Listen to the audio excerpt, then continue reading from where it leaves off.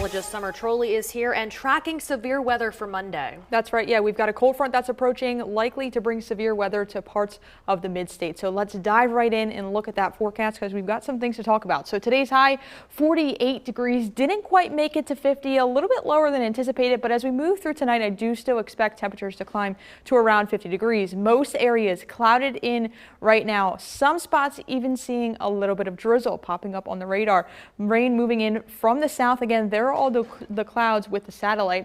And as we take a little bit of a zoom out look here, we can see our front that's approaching. So here's that risk for severe weather approaching from the west, moving from the Great Lakes down into parts of the south. That's going to track across the country, making its way to our area by tomorrow evening. So we'll dive into that further here in just a minute. But taking a look at the temperatures, for the most part in the upper 40s, some areas like Chambersburg seeing 50 degrees right now. Winds, there's another breezy day today. Winds now out of the southeast, picking up to about 18 miles per hour in Harrisburg, 13 in Lancaster. At times, gusts are a little bit higher. So here's that severe weather threat for tomorrow. Timing 3 to 8 o'clock. That's for the main line. We could see showers and storms develop out ahead of it, but that's the main line that we're talking about. Our main threat, I do expect to be damaging winds. Isolated tornadoes cannot be ruled out, but I don't think that's our main threat here. Again, damaging winds. So here's a little bit of that rain moving in tonight.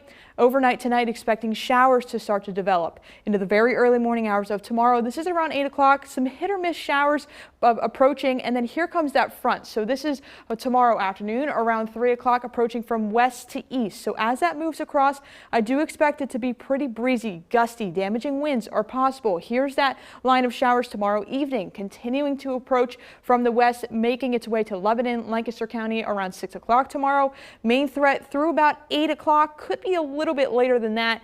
Won't be totally surprised behind it just of how potent this cold front is.